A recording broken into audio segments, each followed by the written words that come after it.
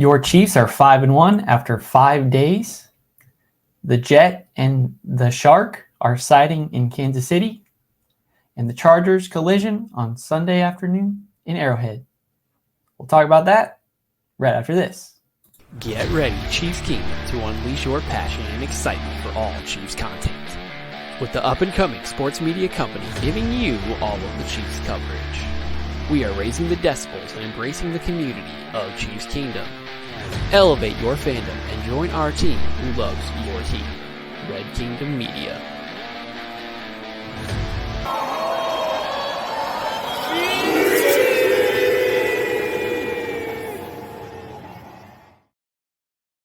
Chiefs! Welcome to what I'll dub as the after Week 6, prior to Week 7 matchup episode of the Home of the Chiefs podcast, where the Chiefs are our home.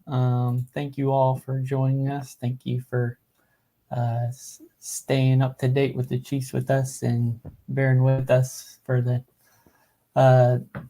up and down of episodes, but we're going to be a lot better of giving you our immediate feedback game to game, and sometimes, which is going to be the main conversation of the episode, and frankly is why it's called what it's called, is the fact that they had 2 games so close together. So we'll kind of discuss that feeling of fan fatigue in a way, and trying to recover. But before we get into that, I just want to let you all know that I'd like you all to follow and subscribe on all of your platforms. For those visual viewing people, don't know how to talk right now. We got the scroll at the bottom, so wherever you like to watch or follow up with information and content for the Chiefs, follow us at Red Kingdom Media, and we will be there. And if you could like, comment, and share whatever you like on there to others so we can grow, that'd be very appreciated. Yes. So thank you all for that. And now back to the football talk. Home of the Chiefs, baby. We back. Woo. So, but before we get into any topic in general, just how are things on your side? How are you feeling? How do you feel the team is performing? Because our last episode, we ranked how they were basically after a whole quarter of football. So we graded them and see how they were. So now we've seen 2 football games since then. And after this episode goes live, a few days later, we'll see a 3rd one. So how are you feeling about the team in general? What are you liking, and what are you disliking? So yeah, I feel like they're doing a lot better than they were when we last came on here and gave them their sad little rankings. But I feel like they're doing a lot better. They are connecting better. The guys that are they need are healthy, and they're doing what they can. They're doing their best. And yeah, I think they're doing pretty good. Do you think the offense and defense both, or is there one doing better than the other? I think probably defense is still doing a little better than the offense. And you think the offense is totally fine, or you think they still have their issues? I think they still have their issues, definitely, but they're not totally fine. Okay. I feel like so what's really changed since like that time then? Just the fact that Travis Kelce has played more? Pretty and much. That's why you feel better, is because as long as they can pretty much throw it to him every once in a while. Yeah, and then the Pacheco is looking good. He's running pretty good when he can run. When he's allowed to. When he's allowed, yeah. True. But okay. You're one of the hopefully optimistic people. So yeah, I feel like I am. I'll give you that sentiment. So let's go ahead and jump into our first topic, which is the Vikings victory. So the Chiefs were able to escape the Minnesota Vikings with a win of 27-20. Lots of controversy about Jerry Sneed and his helmet and pass interference that wasn't, or what have you. The refs and everything. The first ankle roll injury for Travis. The little scare we had. And then we'll talk about that secondary one here on Thursday. But yeah, what were your thoughts watching that game last Sunday? Honestly, it was pretty mid. Like, it was pretty, like, not memorable again. Really, what I remember is what you said, Kelsey getting a little bit hurt and shaken up and having to get out for a play and just kind of having... No. So he was out for that whole, like... He was out for a... He didn't come back until halftime of the Vikings game. Remember? It was like, who knows if he'll be back. That's He's right. taped up, He did and go then out. they let him go in. And then he balled out. And he's the reason they still pretty much won by a touchdown late. So Travis gets hurt, and it looks more significant, and he's out for severe time. I mean, it was long enough for people to be nervous. Yeah. And then comes back in all fired up, and it's like nothing happened. Yeah, I know. Yeah. But then we're going to see he flies back to Kansas City to practice. He goes into Thursday. But on that day, we had no clue. That second quarter, he was still out. Yeah, we didn't know if it was like the most extreme injury possible. You were talking like it was going to be like a season ender. That's why you were like, ooh, I hope it's not. Because it happened on the field, on a turf field. So yeah, on that field. The bad thing about turfs is because it, like, latches your foot, and instead and it of makes you... it has the tendency to just like plant your foot and stop it, and then the rest of your body still moves. And we saw that with Aaron Rodgers in week 1, is that his foot gets stuck in the turf, scary. And hit the back of his leg. You see it pop, because if it had the chance, the foot would have kept moving. But because it gripped into the ground, that's when like the body moves itself. So yes, that was my initial thoughts, is, oh Jesus, every time it's this scare of, did he hurt himself or get hurt, and is it like a season? Yeah, is it ending? Week 1 he missed it, but getting hurt a few days before the actual game, there was that concern that was also a substantial injury that could take several weeks of him off the field. So yeah, the fact that he can tough it out and battle through this is very commendable on his behalf. But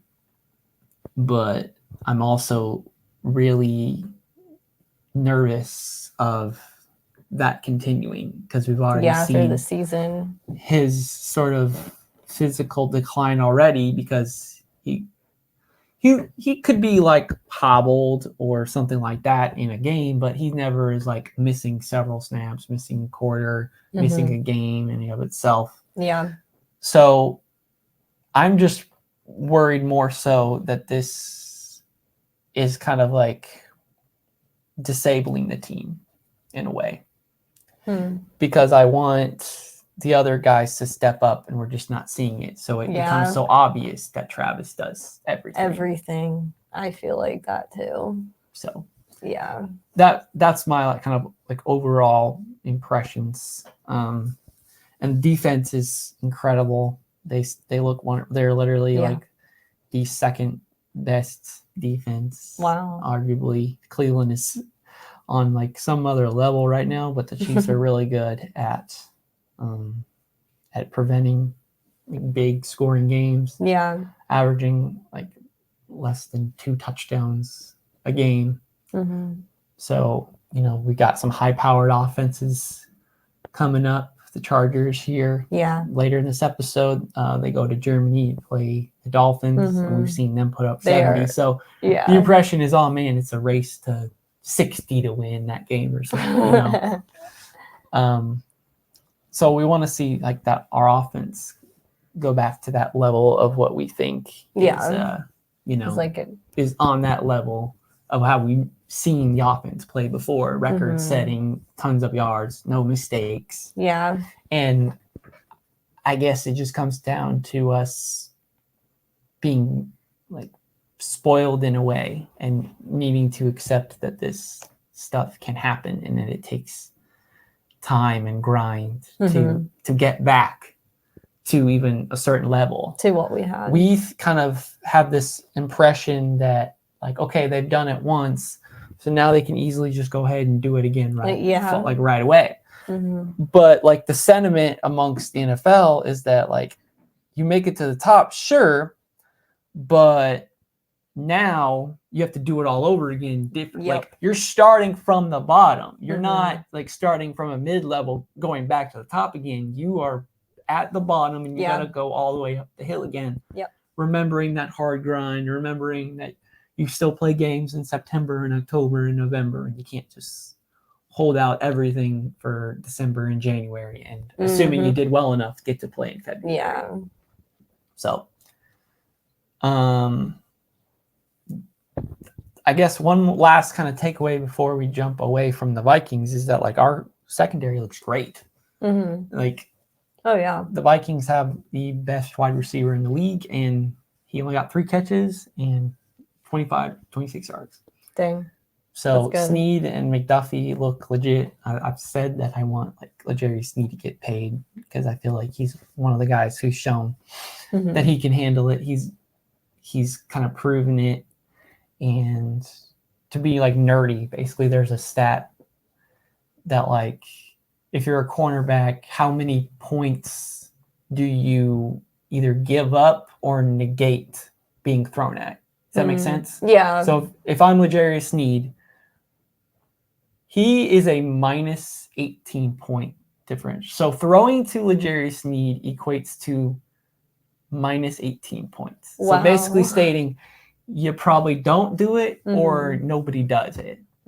So that's kind of been an eye-opening stat for me to say, like, hey, you know, he's shown that he's not somebody to target and you can't just keep attacking him catch after catch. Yeah. You might get him once or twice, but he's not going to quit and he's going to fight every rep, and eventually we'll see him come out on top every once in a while because he's got that ability and has shown it. Yeah. So that's cool. I hope that we bring him back in long form after this season. I hope a lot of the defense gets to remain intact, especially Chris Jones, since Mr. Jones is keeping up his steady pace. He's continued to have a sack in every game he's played in so far. And I don't know if you've heard me mention stats, but he had already done a similar thing to this. In 2018, he went 11 straight games getting a sack in them. Wow. So he is already week 2, 3, 4, 5, 6, going into 7. So if he gets basically towards the end of the season and he's still got one, he has a chance to break his own record. Oh my gosh, that's cool. Which, you know, would be huge of him and would definitely add to his defensive player of the year. Oh yeah. Whatever boast he's trying to make about himself. He has to get 10 sacks to, like, make up some money, and he's already halfway there. Oh my gosh, yeah, he's gonna do it. Like, he could get that halfway in the season and still get 10 sacks, and you're like, God dang, I might as well try for another 10, right? Like, he's already doing well enough as it is. So, okay, so transition from that game, you know, I have a post game about it, blah, blah, blah. So we go to a game 4 days later, 4 nights, 5 full days, as the title of the video is. So that being said, what are your feelings kind of leading up to that Thursday? Thinking, oh wow, this is exciting, and also we just had a game. This is weird. Yeah, like fatigue almost. Yeah, like, oh my gosh, we have to, like, not like dreading it, but like knowing the players have to play again after they just played and they don't get a break. I'm like, oh wow, is that going to affect them at all? Especially because the Chiefs just were in Minnesota and flew home. That Monday or whatever. So they were there for a day and a half, basically don't even practice earlier that week because they don't Yeah, normally they do didn't it really when they get play to- on a Sunday. Exactly. So it was like any other normal day in that regard, but the days are all shifted because Monday's Friday and, leading up to Yeah. actual game day. So Yeah. I know like some players don't seem to care, but like others are not fans, especially when they have to do quick turnaround, quick And the travel. play a game 4 days later. Like I've had the thought, if you know you're playing 2 games in 4 days, how much preparation do you take for the first game versus the second game type conversation? And supposedly in training camp, they go over division opponents like as a special part of training camp. So maybe that like is enough, but you still would think like, do they use any of the time that they use for the Vikings preparation already for the Broncos coming up, or do they just say nope, the Vikings need all of the attention? That's true. Do they focus on both or just one?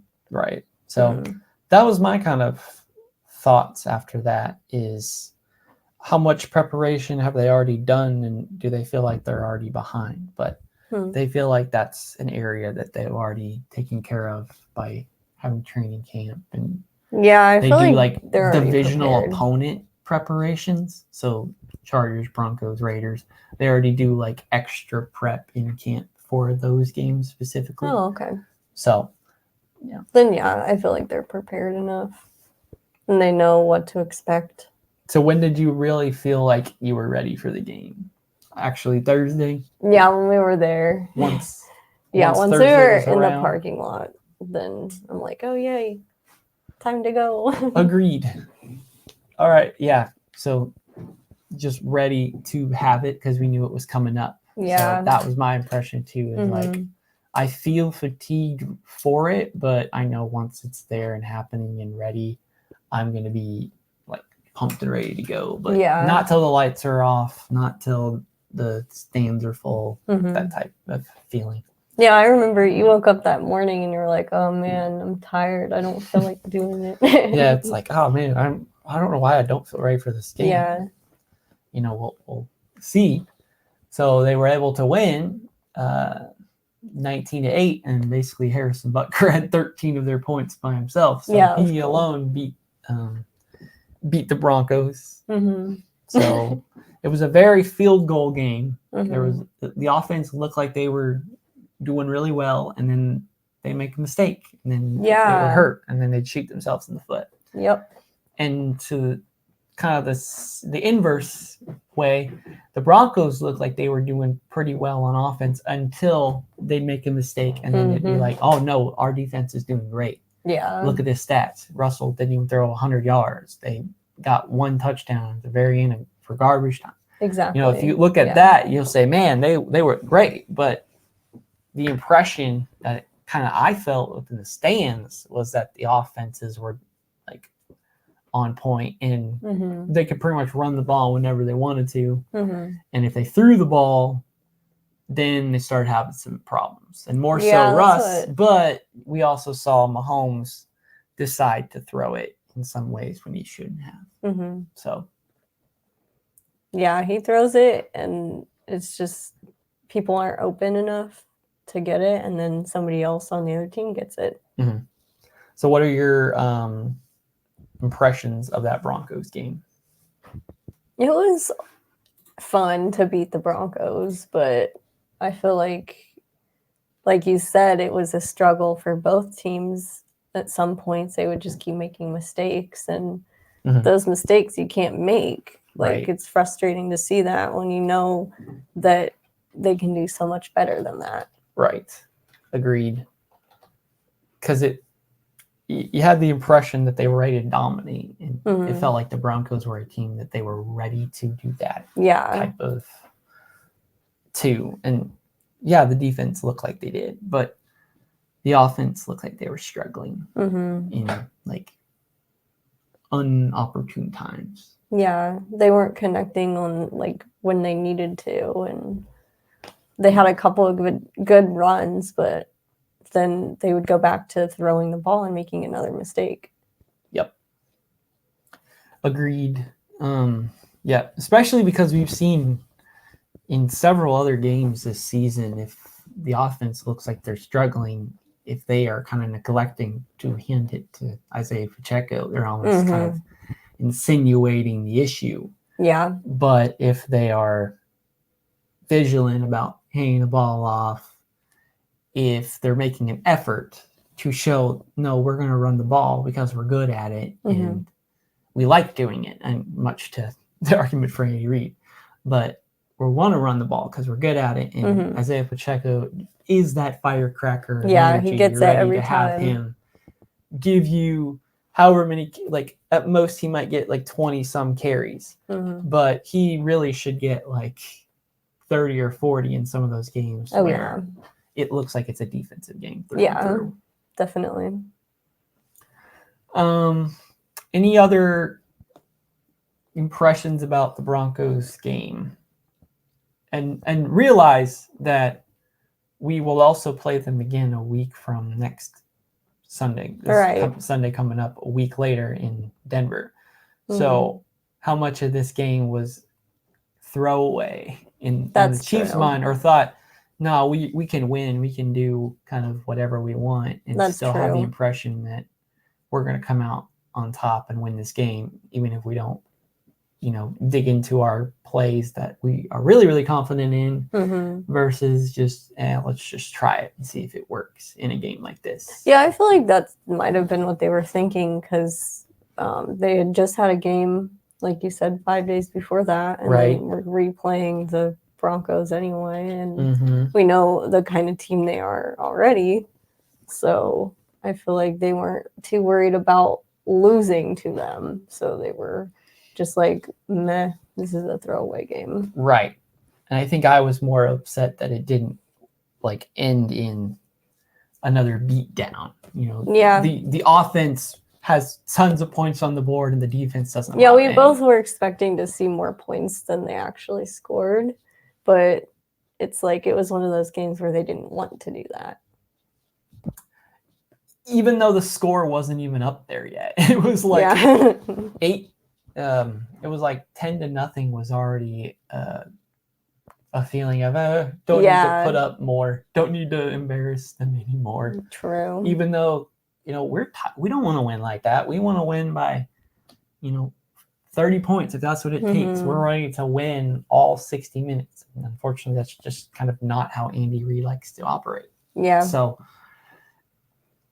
as much as we want to see games 50-0, we might have to settle for games like what we saw, where they don't even get to 20 points and we're left kind of nervous. Oh, well, here we've got some big offenses, some high scoring, good quarterbacks to go against.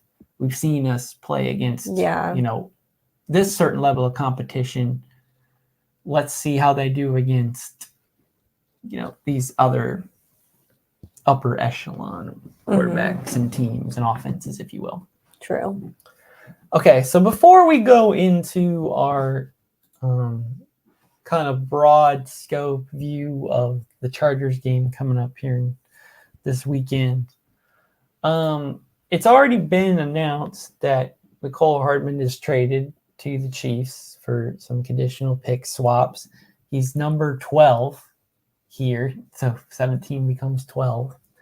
And it was, kind of reported that Frank Clark was in town Thursday, recording this Thursday-Friday period to basically give a physical to the Chiefs and figure out in what kind of capacity he would get brought back to the team.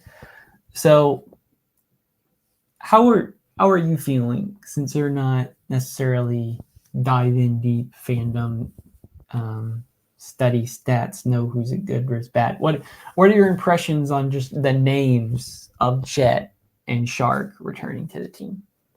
Exciting. I think it's exciting to know that they were on our team and then now they're coming back and they wanted to come back, and I think that's cool. And I remember hearing their names and having big plays. So I'm excited. Is there any player that you're more excited to see? Probably Frank Clark. You're excited to see Shark a bit more? Yeah. Like right now within the regular season, or more of the save it till January so you can get some sacks in? Save it, yeah. I've been that way too. And I think the way that I've kind of said it in other podcasts have made it seem like I don't want Frank. But I want Frank. I just want the young guys and the more inexperienced players right now to get this experience during the regular season so Frank can ball out in the playoffs when it's time to win that Super Bowl ring. True. Yep.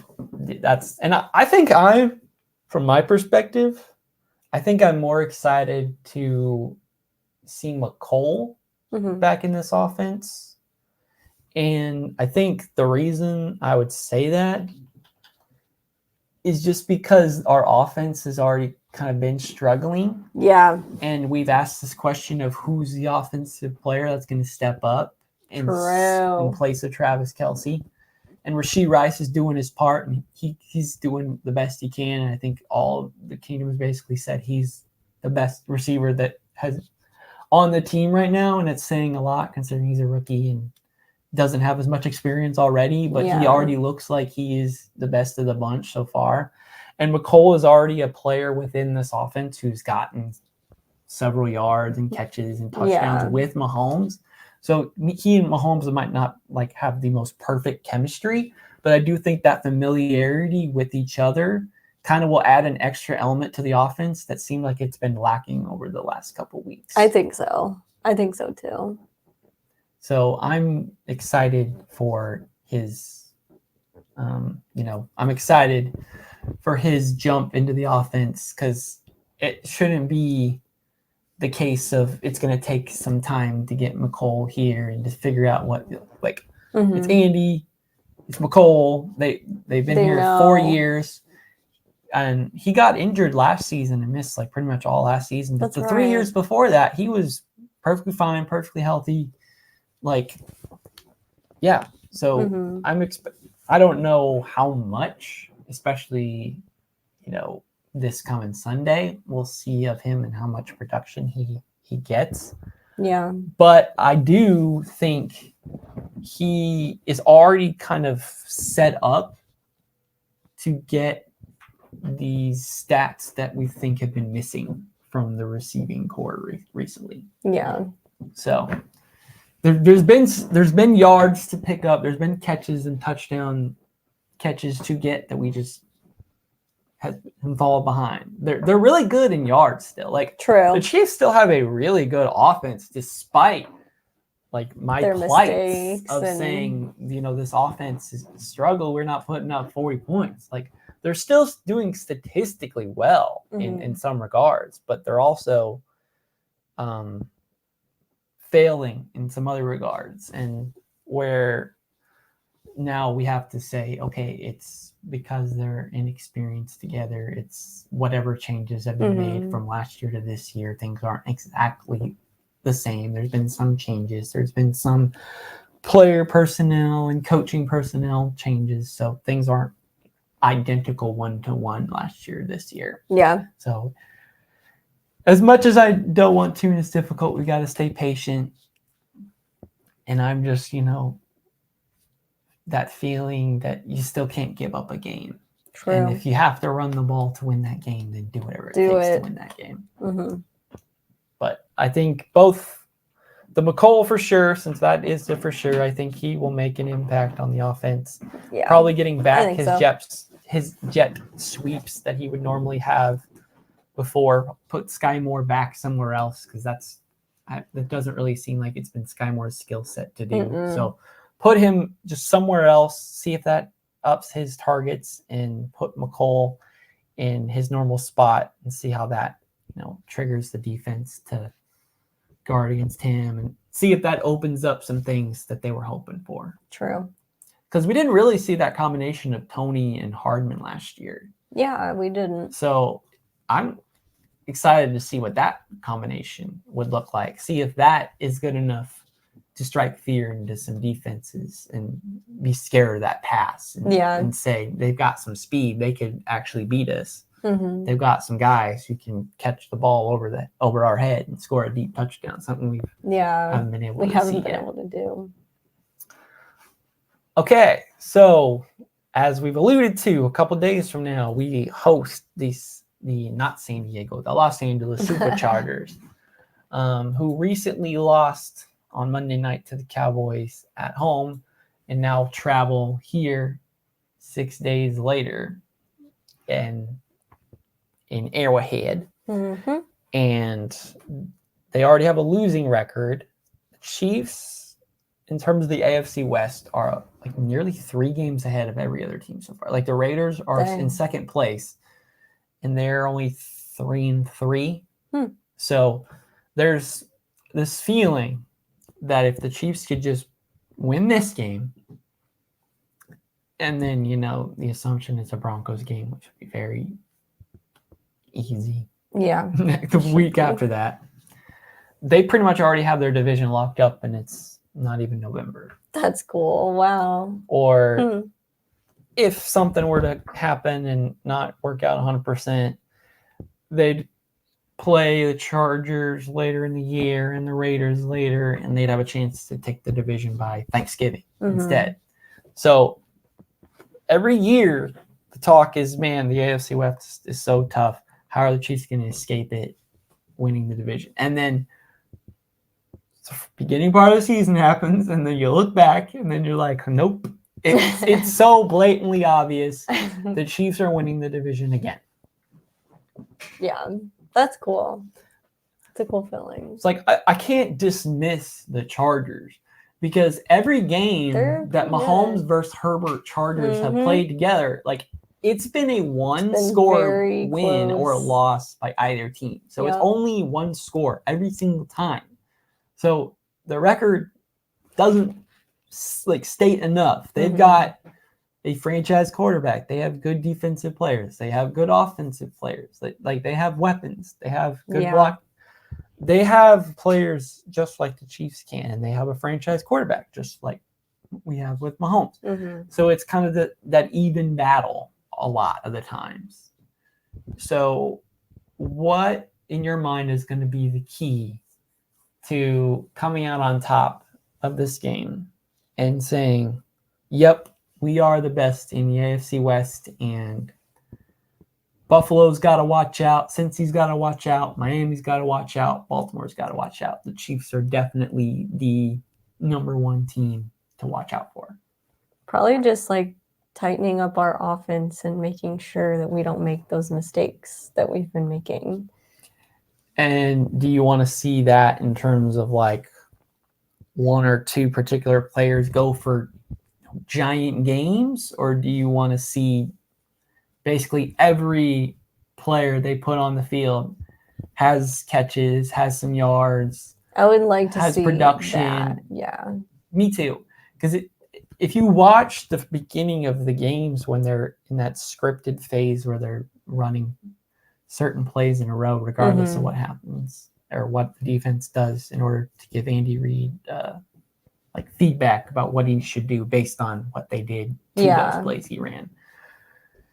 They always make a point to try to throw it to different targets a lot. And I like that because you always want to keep the defense guessing. That could be argued that was the best thing to come out of the Tyreek Hill trade last year was this question of, besides Travis Kelce, who do you target? They're unpredictable now. Who is the number one weapon? Who do we need to worry about on the Chiefs?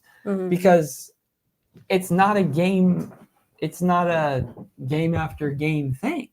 It could be this one game is going to be Kadarius Toney heavy, and this game we're going to actually be more tight end Noah Gray targets. Or this is going to be a Jet McKinnon screen game them to death. It can be those type of variations to not that we're not privy to.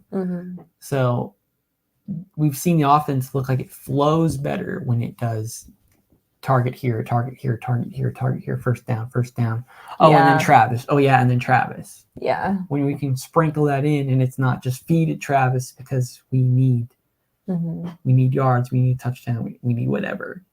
So, True. Yep.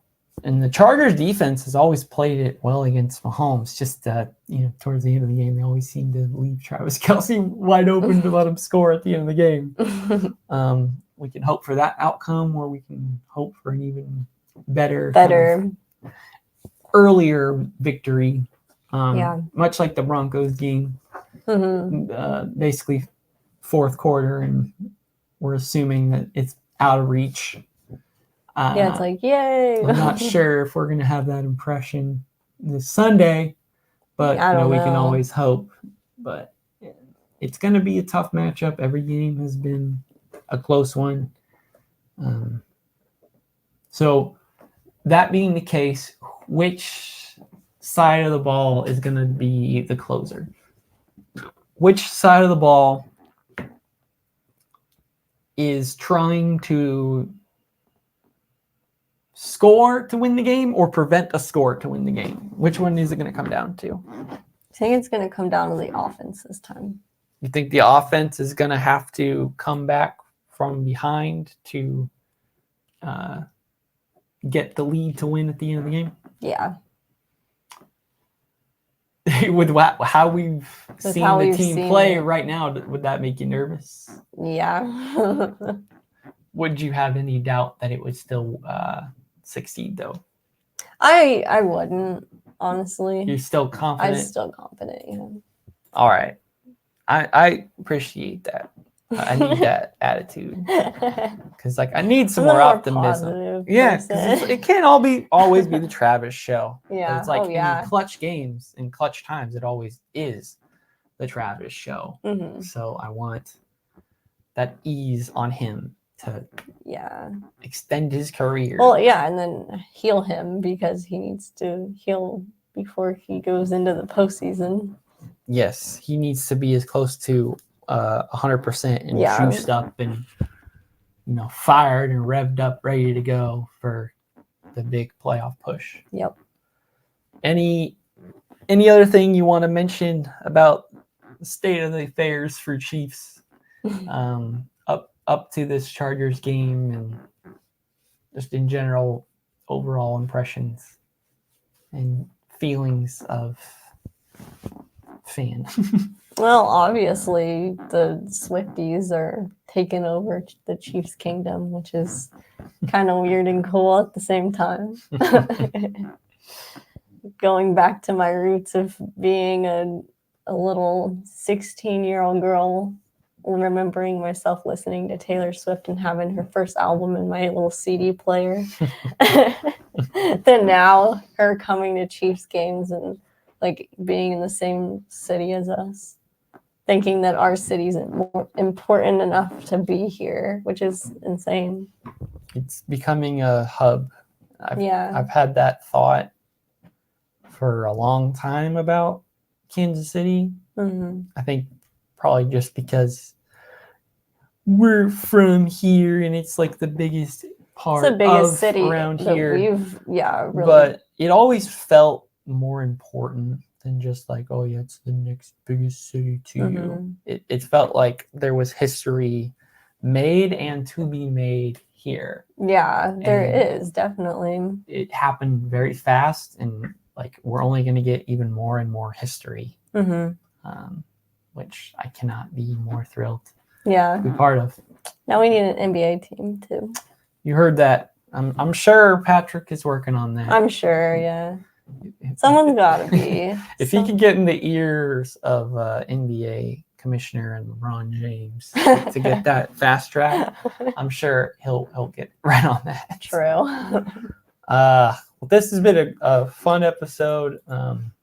These multiple game recaps are always kind of fast paced. Don't get a lot of time to just kind of drag and force remember some things. True. But it's good to have topic one several things prepared, ready to go.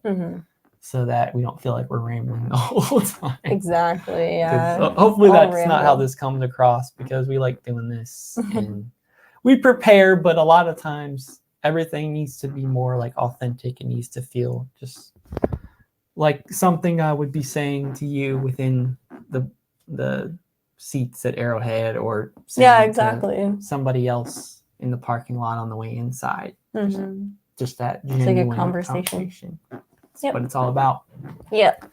Thanks you all for listening or watching or wherever you're consuming our podcasts today. Make sure to follow and subscribe to us on Red Kingdom Media at all the platforms for listening and watching and reading posts of the likes. Make sure to share, like, and comment those so that the word can be spread about us and we can just continue to grow. And the larger we get, the more time and content and The better effort it will be. I can throw at you Yeah. to showcase my love and passion for this stuff. So I hope you all have a wonderful rest of your day. And as always, go Chiefs! Thanks for checking out this update straight from the heart of Chiefs Kingdom. We appreciate your passion, so please leave a like and follow us wherever you tune in from. See you next tailgate, your trusted source for all things Chiefs. Red Kingdom Media.